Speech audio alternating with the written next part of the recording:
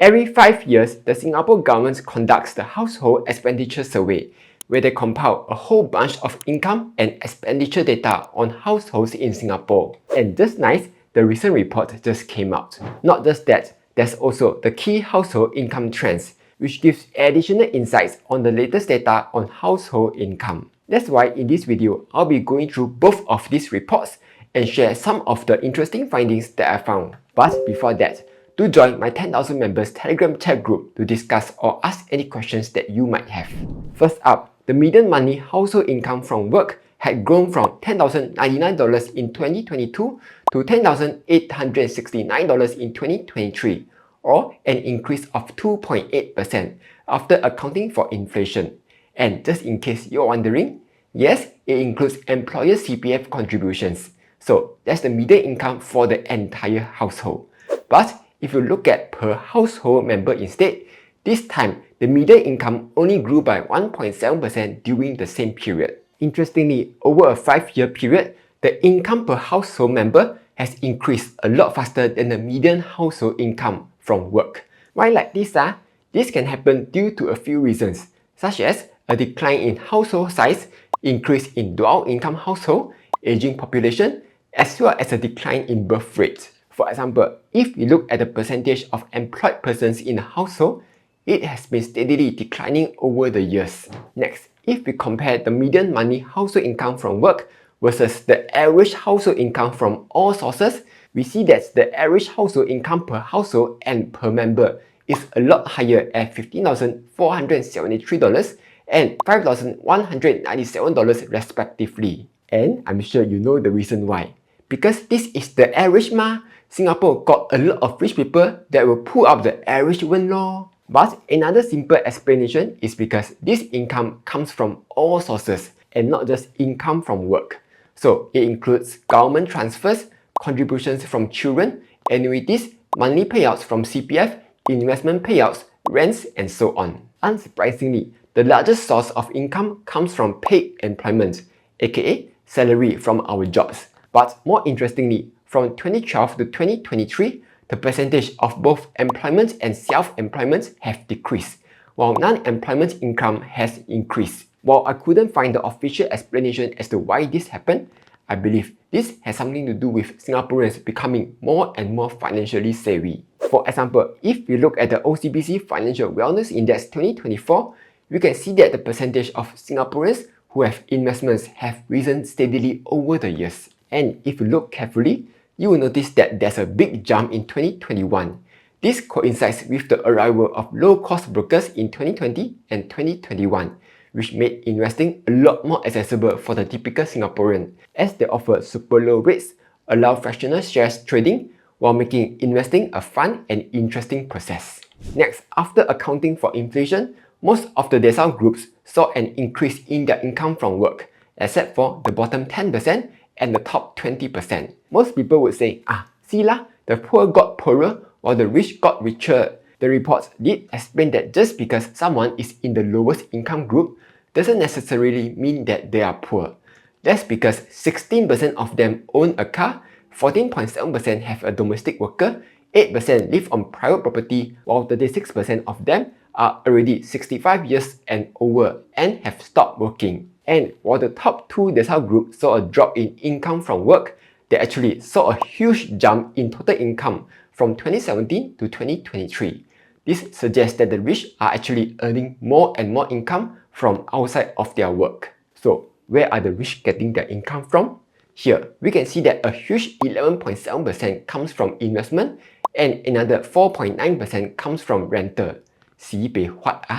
On the other hand, the bottom 20% also had a very high percentage for non-employment income, though it doesn't come from investments or rental, but rather it comes from other sources such as regular government transfers, contributions from loved ones, pensions, special assistance, and so on. Additionally, we can also deduce that a large percentage of them live in 1 to 2 room HDBs, as this group received the most amounts of government transfers in 2023. Again, this doesn't mean that those who receive government transfers are poor, as we can also see that those who live in condos and landed properties also receive government transfers as well. That's because a large percentage of them are already 65 years old and over and have already retired. Quick pause. If you are looking for the cheapest broker to start your investing journey, check out Interactive Brokers. It has the lowest fees for stocks, ETFs, options, and more. Not just that, Interactive Brokers lets you easily research stocks.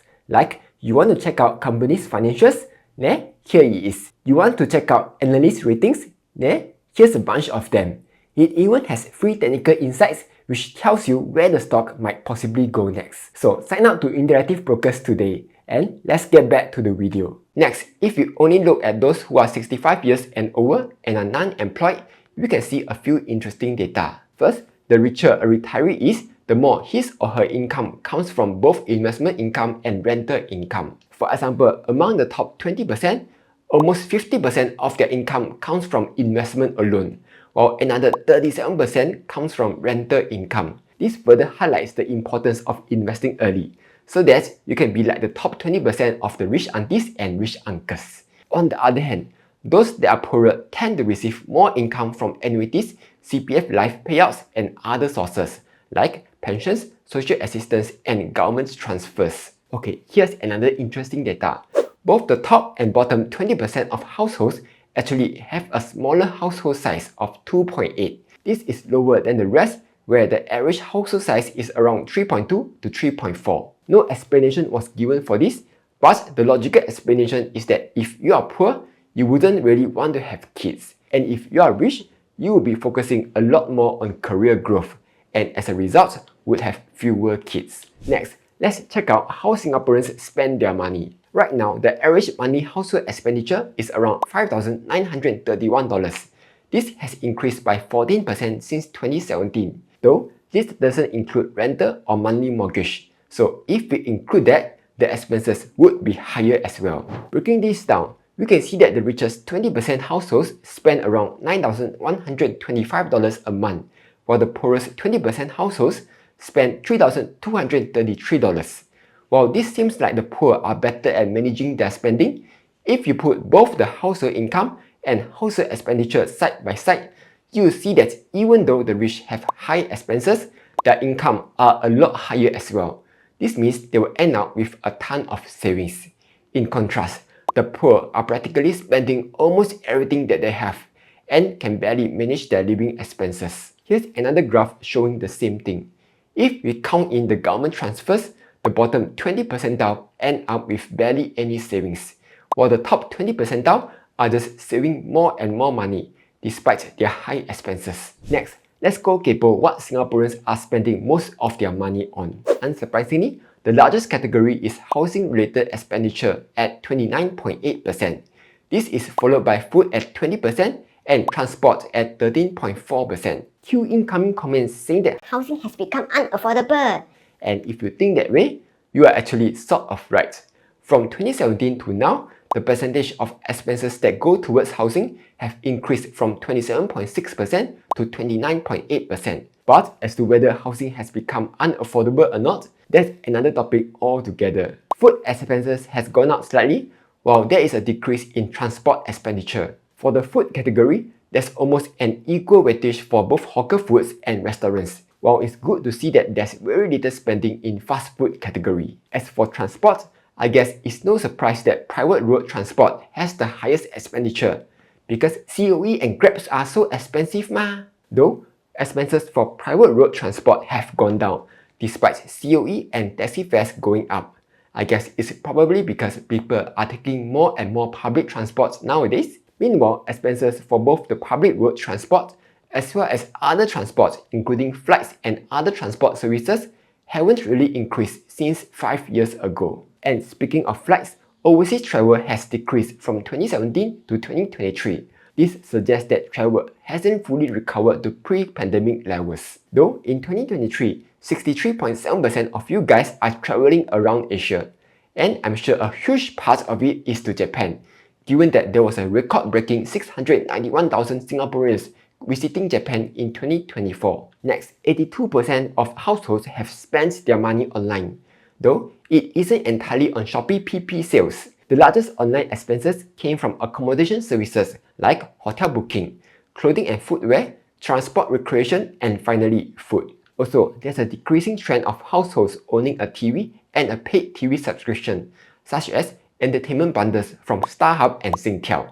Instead, there was a big rise of households having an online video streaming subscription like Netflix, YouTube, Disney Plus, and so on. And last but not least, there are less and less households with a residential line, with it dropping to just 55.1% of households as of 2023. On the other hand, close to 99% of households have a telephone line. Anyway, that's all for this video. Hope you found it useful. Like, share and subscribe as I'll be posting new videos every Monday, Wednesday and Friday.